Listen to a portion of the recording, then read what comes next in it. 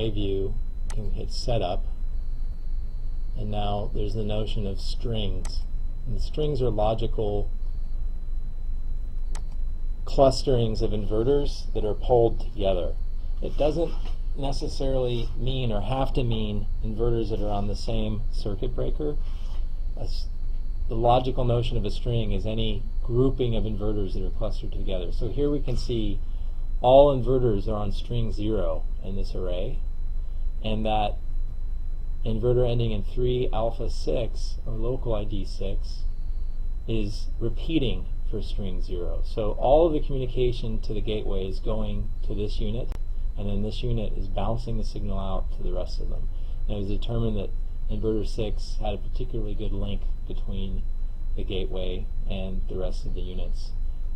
To toggle this off, simply click on the unit and it will no longer be a repeater, and one can select another unit to be a repeater. For example, that unit. Now that unit will be the repeater for the rest of the array. But we don't want to do that in this instance, so we'll click it again and we'll come back and we'll assign repetition to inverter 6.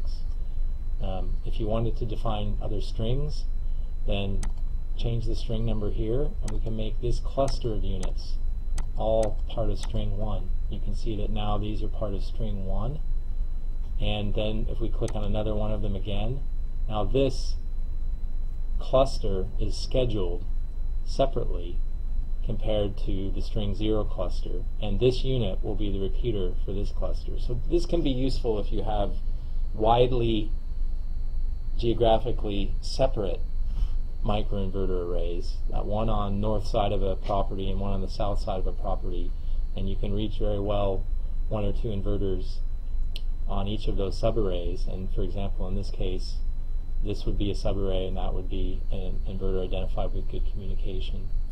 And then this other aspect around here would be a subarray, and this would be an inverter identified with good communication.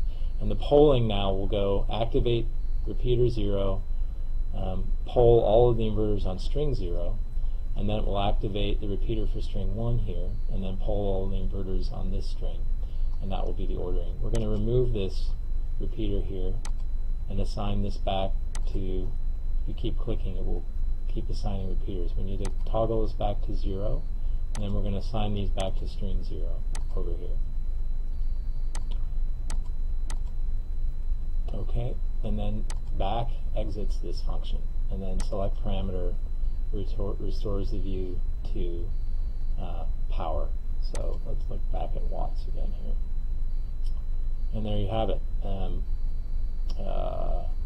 There's partly cloudy conditions. This is the other thing that people will ask, why is this one showing 150 watts and the one next to it 225? They have the same amount of sun on them. Well, the answer to that is that these are scheduled on it's about a 12 second per unit, because there's a repeater schedule, 12 to 15 seconds. So with 30 units right now, it takes 450 seconds, or about 7 minutes, to get around the array. So it's easily the case that there was a cloud when these two were talked to, and since these guys have been talked to, the cloud has gone away. So that's why you can have different power levels. When there's a repeater, the communication is half as fast as when there's not a repeater. That concludes this video.